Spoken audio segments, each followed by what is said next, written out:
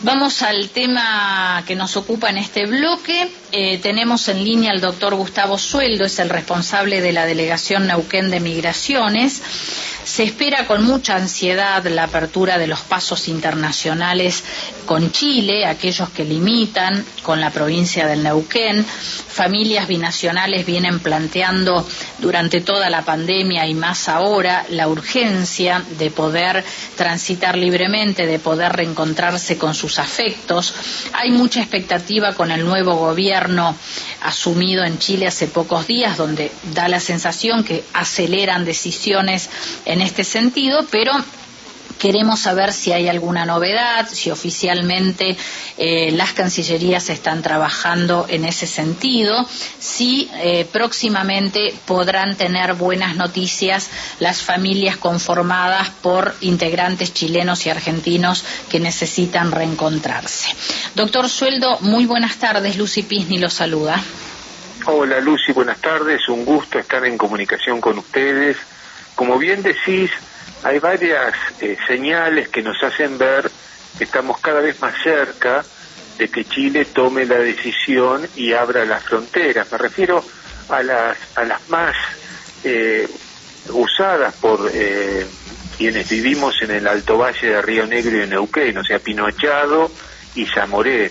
Recordemos que la Argentina hizo lo propio justamente por trámites que se hicieron no únicamente de Cancillería, sino de Jefatura de Gabinete a nivel nacional, que aprobó un protocolo que había enviado el gobierno de la provincia, y además que el gobierno nacional proveyó de ambulancias de última generación a cada uno de estos dos pasos y de otros pasos en el país, y de postas sanitarias.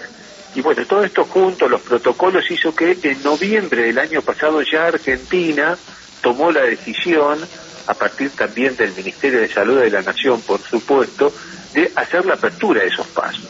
O sea, esos pasos para la Argentina están abiertos, tal es así que cualquier persona puede circular sin tener que pedir ningún tipo de excepción. ¿Por qué no funciona? Y porque Chile iba a hacer lo propio con los tres pasos, o sea, también el Cristo Redentor de Mendoza, además de los dos neuquinos, y lo iba a hacer el 1 de diciembre y abrió nada más que el de Mendoza, y postergó para el 4 de enero los dos de Neuquén. Cuando llegó el 4 de enero también los volvió a postergar y estamos esperando.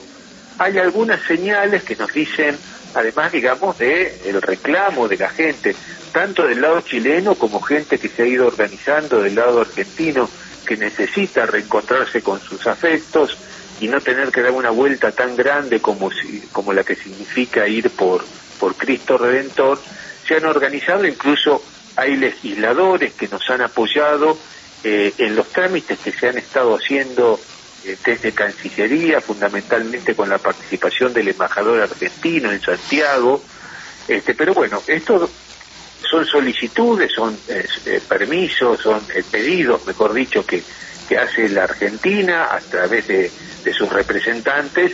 De ninguna manera esto es vinculante en cuanto a la decisión chilena, que en ese sentido la hermana República de Chile es soberana de determinar el momento en el cual va a abrir Pinoachado y Zamoré.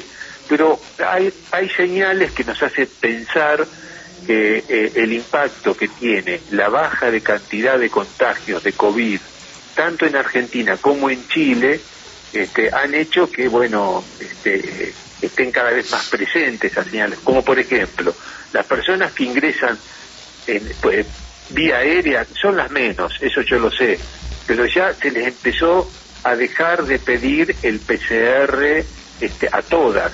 Digo, Chile, el gobierno chileno dejó de pedir la prueba de antígenos también a todos. Ahora se pide en forma aleatoria, a algunos sí y a otros no, digamos. Estas son señales que nos hacen ver que, digamos, que estamos más cerca, y que si sigue descendiendo la cantidad de contagios y de muertes por COVID-19, yo me atrevo a decir, esto es una cuestión personal, no es que ninguna autoridad chilena me lo haya comentado, pero que la apertura del lado chileno no pasaría más allá de meses, sino en todo caso en las próximas semanas, algo que se está esperando muchísimo, Lucía. Así es, claro. Yo quería repasar un poquito, Gustavo, estos 2 años, porque bueno, más allá de lo que recién comentabas, de algunos pasos que se abrieron, de trámites, de acciones que se llevaron adelante, yo calculo que deben haber quedado anécdotas, ¿no?, de mucha gente acercándose allí a la delegación, viendo cómo podrían ustedes facilitarles quizás un acercamiento, un paso, una autorización, porque hubo situaciones extremas, hubo gente que murió, hubo gente que nació de un lado y del otro, y familias que todavía no conocen a esos integrantes o no se han podido despedir de los que lamentablemente partieron. Yo estimo, se me ocurre, ¿no?, quizás no es así, pero se me ocurre... Absolutamente... Es absolutamente así. Yo recuerdo de Villa Regina, una madre que estaba en Chile. En ese momento Argentina no había abierto la frontera, entonces daba excepciones por razones humanitarias, igual que ahora hace Chile, ¿no? Uh-huh. Y llegó desde Chile, logró cruzar la frontera un día miércoles, y el sábado se murió la hija en Villa Regina. Otra madre de origen mapuche, chilena, que tenía a su hija estudiando medicina en Chipoleti, y que había entrado en una depresión profunda, estaba internada en el hospital de Chipoleti, con atención psiquiátrica y psicológica, y bueno, finalmente pudo pasar gracias a esas autorizaciones que se hicieron en forma humanitaria. Y recuerdo un par más, bueno, en Centenario, otra más.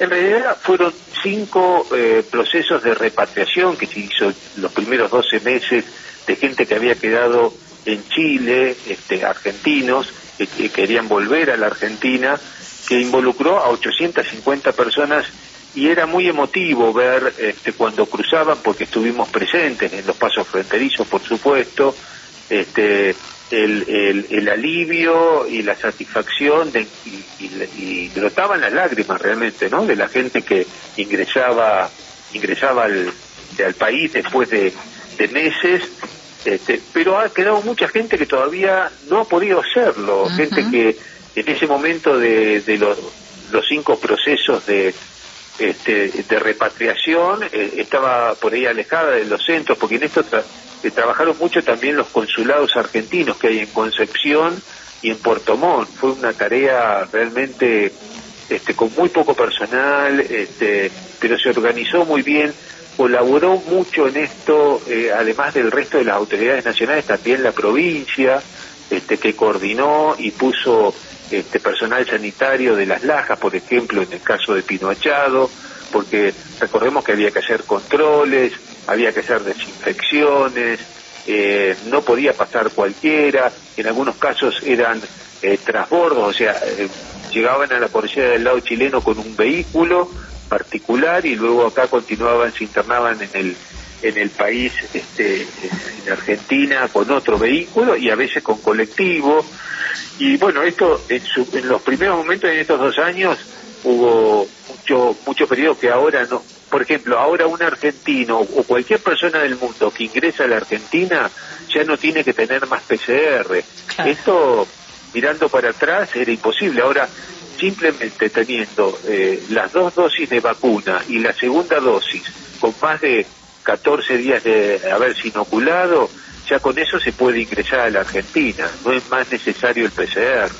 Chile todavía no lo tiene así, por eso son dispares las medidas que tiene cada país, y esto es lo que ha estado retrasando la apertura, o sea, la decisión, esperando la decisión chilena, que esperamos sea muy pronto. No vemos la hora del lado argentino, y al menos desde Migraciones, de que se efectivice esta apertura del lado chileno, que va a permitir reencontrarse las familias y además movilizar el turismo, que es tan importante y se ha movido tanto en la zona cordillerana, el turismo nacional, pero es fundamental el turismo internacional. Claro. Del lado chileno, más aún cuando si tenemos en cuenta que el tipo de cambio hace que los chilenos estén ávidos para venir a la Argentina porque su peso vale, y bueno, todo lo que es hotelería y gastronomía en Neuquén es muy importante, el aporte de ese turismo